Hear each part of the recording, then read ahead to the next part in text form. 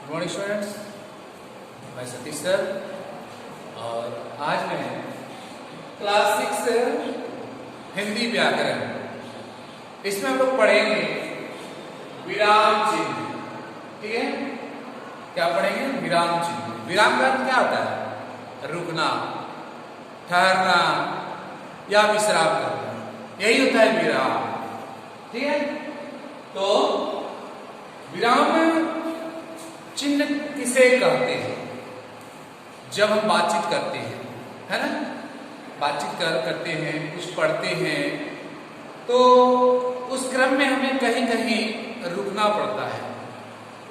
क्यों रुकना पड़ता है? कि हम जो कह रहे हैं, जो बोल रहे हैं, वह अस्पष्ट हो, है ना। तो इसके लिए हम रुकते हैं। क्या करते हैं? रुकते हैं। कब? जब हम कुछ बोल रहे हैं, कुछ पढ़ रहे हैं, तो वह अस्पष्ट हो, इसके लिए हमें बीच बीच में रुकने की आवश्यकता होती है।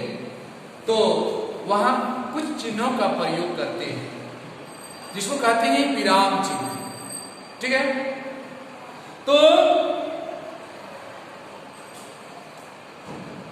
हम कुछ भी कहते हैं, कुछ भी पढ़ते हैं और हम अपनी बात को कहते हैं ताकि हम जो कहना चाहते हैं वह स्पष्ट हो जाए, और इसी बात को लिखते समय जहां जहां रुकना हो वहां विराम चिन्ह लगाए जाते हैं।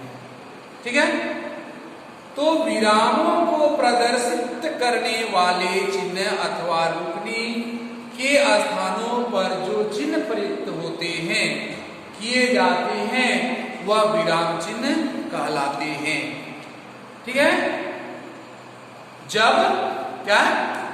जब बोलते समय रुकना पड़े, जब बोलते समय रुकना पड़े, बात को हाव हाव सहित प्रकट करना हो, तो विराम चिन्ह का प्रयोग किया जाता है। ठीक है, तो विराम चिन्ह क्या क्या होता है? ये देखिए, विराम चिन्ह दिखाया गया है। जब हम कुछ लिखते हैं, वाक्य जब पूरा हो जाता है, तो वहां लिखकर क्या लगाते हैं? पूर्ण विराम चिन्ह।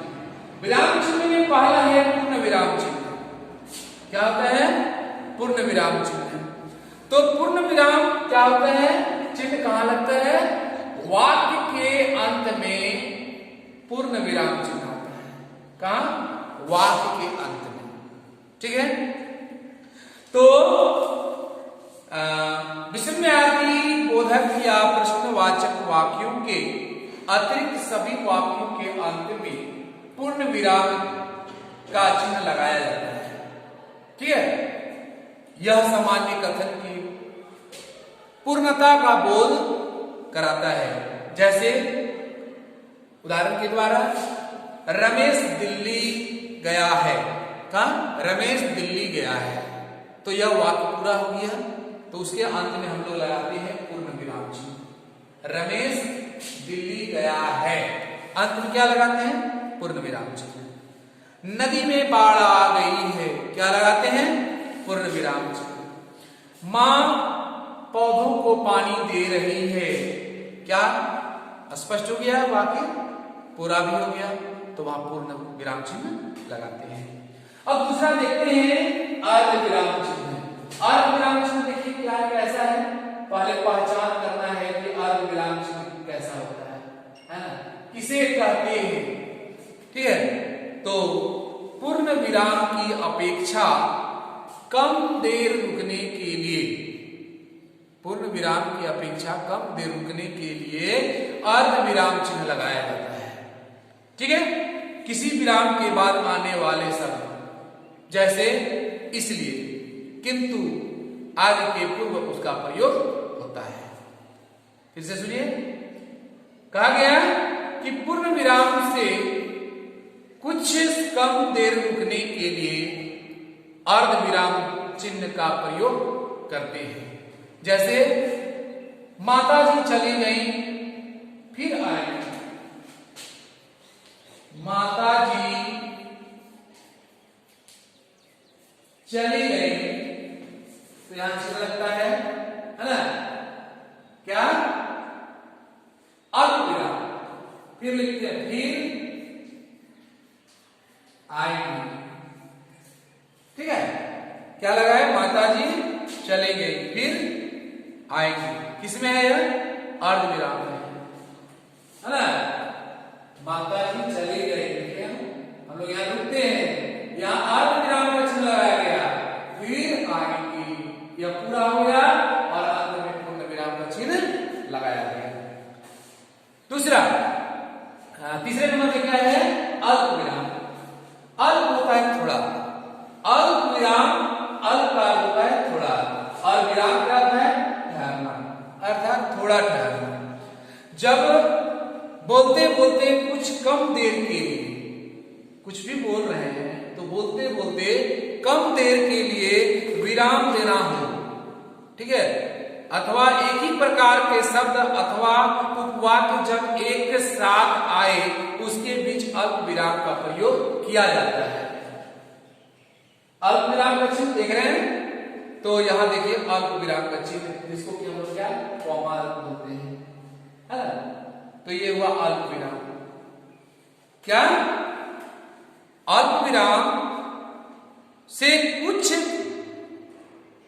अर्धविराम से, अर्धविराम से अर्धविराम से कुछ कम समय, कुछ कम देर रुकने के लिए अल्प विराम का प्रयोग किया जाता है। इसका प्रयोग एक ही तरह के शब्दों के बीच भी किया जाता है और संबोधन सूचक शब्दों के बाद भी किया जाता है। जैसे उदाहरण के लिए अमन, नरेश, संजय और विजय को बुलाओ, तो क्या करते हैं, अमन जो है वह, अमन के बाद जो हम लोग अल्प विराम लगाते हैं, जिसको कॉमा कहते हैं, नरेश है ना, उसके बाद लगाते हैं चिन्ह, हो गया, और संजय और विजय को बुलाओ, तो यहां हम लोग क्या लगाए, अल्प विराम। अल्प विराम कहां लगता है, अर्धविराम से कुछ कम देर रुकने के लिए अल्प विराम लगाते हैं, अर्धविराम से कुछ कम समय रुकने के लिए अर्धविराम का चिन्ह लगाते हैं। चौथा है प्रश्न चिन्ह। जब हम कुछ प्रश्न पूछते हैं, जिस वाक्य के द्वारा प्रश्न पूछा जाता हो उस वाक्य के अंत में प्रश्न चिन्ह लगाया जाता है, प्रश्न सूचक चिन्ह जिसको कहते हैं, क्या, प्रश्न सूचक चिन्ह, प्रश्न सूचक चिन्ह, है ना, प्रश्न पूछने के लिए, तो वहां पर लगता है प्रश्न सूचक चिन्ह, ठीक है। तो प्रश्न सूचक वाक्यों के अंत में इसका प्रयोग किया जाता है। अब आगे देखते हैं, विषम सूचक चिन्ह क्या होता है, विषम सूचक किसे कहते हैं, है ना, तो हर्ष, घृणा, शोक, विषम आदि भाव को व्यक्त करने वाले वाक्यों में विषम सूचक चिन्ह का प्रयोग किया जाता है। जैसे हाय, मैं लुट गया, हाय, हाय क्या है, विषम सूचक, हाय मैं लुट गया। और क्या है, हमारे मुख से हाय शब्द अचानक निकलता है, कोई सोच कर नहीं कहते हैं, है ना, हाय मैं लुट गया, ऐसा कुछ होता है। तो हाय जो है, हाय शब्द हमारे मुख से अचानक निकलता है, कोई अच्छा करता है, शाबाश, है ना, हमारे मुख से, है ना, ये सब निकलता है, तो यह किसमें होता है, हाय। याद रखिए, इसमें जो है इस शब्द के बाद जो है यह विषम सूचक चिन्ह लगाया जाता है, ठीक है। क्या पूर्ण विराम जैसा होता है, अंत में एक बिंदु, ठीक है। आगे देखिए, आगे दिया हुआ है योजक या विभाजक चिन्ह। योजक या विभाजक चिन्ह, ये देखिए योजक चिन्ह, ये चिन्ह को भी पहचान करना है। और आप उसके नीचे देखें निर्देशक चिन्ह, एक में छोटा है एक में बड़ा है, निर्देशक अर्थात कुछ दिखाने के लिए। योजक है ना, योजक में क्या होता है, तुलना करते हुए समासिक पदों या युग्म शब्दों के मध्य में योजक चिन्ह का प्रयोग होता है। योजक चिन्ह दो शब्दों को जोड़ने एवं तुलना करने के लिए योजक चिन्ह का प्रयोग किया जाता है। दो शब्दों को जोड़ने एवं तुलना करने के लिए योजक चिन्ह का प्रयोग किया जाता है। जैसे दिन रात, ठीक है, तो दिन और रात दो शब्दों के बीच इस चिन्ह का प्रयोग करते हैं। दिन रात, इन दोनों शब्दों के बीच में जो चिन्ह लगाया गया वह योजक चिन्ह, ठीक है। भूखा प्यासा, तो भूखा और प्यासा इन दोनों शब्दों के बीच में योजक चिन्ह लगाया गया, ठीक है। अब हम देखते हैं निर्देशक चिन्ह। निर्देशक चिन्ह क्या होता है कि किसी कथन, उद्धरण और विवरण के लिए निर्देशक चिन्ह का प्रयोग किया जाता है।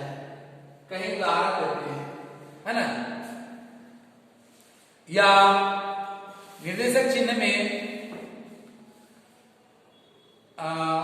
संवादों के नाम के बाद जो है निर्देशक चिन्ह लगाया जाता है। कुछ उदाहरण देते हैं, कुछ संवाद, कोई कुछ कहता है, जैसे अध्यापक का दिया हुआ है कि अध्यापक अगर कुछ कह रहे हैं तो अध्यापक की बातचीत पर निर्देशक चिन्ह लगाते हैं, उसको बोलते हैं संवाद, ठीक है। कि उस नाम के बाद संवादक के नाम के बाद जो है वह निर्देशक चिन्ह लगाते हैं। लेकिन उदाहरण देते हैं, जैसे, तो जैसे शब्द के बाद जो है इस चिन्ह का प्रयोग किया जाता है। आगे आठवां है विवरण चिन्ह। तो विवरण चिन्ह किसे कहते हैं? जब किसी बात का विवरण, उत्तर या उदाहरण अगली पंक्ति में देना हो तो विवरण चिन्ह का प्रयोग किया जाता है। विवरण चिन्ह का प्रयोग, विवरण चिन्ह कैसा होता है? देखिए ये विसर्ग जैसा हिंदी में पढ़ते हैं ना, विसर्ग, तो विसर्ग के बाद जो है ये योजक चिन्ह के समान एक चिन्ह लगा देते हैं, जोड़ देते हैं, जो कि बन गया विवरण चिन्ह। तो विवरण चिन्ह कहां लगता है? तो विवरण चिन्ह आपको अभी बताया गया कि जब किसी बात का विवरण, उत्तर या उदाहरण अगली पंक्ति में देते हैं तो उसे उदाहरण के द्वारा, जैसे हम लोग कहते हैं सूरदास की प्रमुख रचनाएं, तो रचनाएं हैं, सूरदास की प्रमुख रचनाएं हैं, तो हैं के बाद जो हम विवरण देंगे वहां यह चिन्ह लगाया जाएगा, ठीक है। आगे एक उदाहरण है, अच्छा ठीक है, विवरण के बाद उद्धरण चिन्ह। विवरण के बाद क्या है? उद्धरण चिन्ह। तो उद्धरण चिन्ह का प्रयोग कहां होता है? उद्धरण चिन्ह का प्रयोग वहां होता है जहां किसी कथन, शब्द और सूक्तियों पर बल देने के लिए इकहरे या दोहरे उद्धरण चिन्ह का, इकहरे और दोहरे क्या होता है? ये देखिए, ये जो किया गया है ये कोई कथन है, तो यहां देखिए इसको कहते हैं दोहरे, दो लकीरें, दो चिन्ह यहां किया गया है, दो दोहरे। अगर हम एक एक कर देते हैं, ये है किसी कथन के आगे और कथन के पीछे जो चिन्ह लगाते हैं, अगर एक एक लगाते हैं तो इसको कहते हैं इकहरे, अगर दो कर दिए तो इसको कहते हैं दोहरे, ठीक है। तो किसी कथन, शब्द और सूक्तियों पर बल देने के लिए इकहरे या दोहरे उद्धरण चिन्ह का प्रयोग होता है। उद्धरण चिन्ह दो होते हैं, इकहरे और दोहरे, ठीक है। आगे तो इस प्रकार आगे हम लोग एक्सरसाइज में भी दिया हुआ है बहुत सारे कि ये वाक्य जो है, इस वाक्य में कौन सा विराम चिन्ह का प्रयोग होगा और कहां पर होगा, किस जगह किया जाएगा। यह चिन्ह दिया हुआ रहेगा, इस चिन्ह को पहचान करना है कि यह चिन्ह का नाम क्या है ना। प्रश्नवाचक चिन्ह है तो प्रश्नवाचक चिन्ह किस प्रकार होता है, चिन्ह दिया हुआ है तो पहचान करना है कि यह कौन सा चिन्ह है, कौन सा वाचक है ना। तो आप अपना एक्सरसाइज भी देखेंगे, विराम चिन्ह की परिभाषा जानेंगे, सभी चिन्हों को पहचानेंगे और चिन्ह कौन सा चिन्ह है उसके नाम को भी जानेंगे। ठीक है, इस प्रकार आप एक्सरसाइज पूरा करेंगे और इसके बाद जो हम लोग नेक्स्ट वीडियो में देखेंगे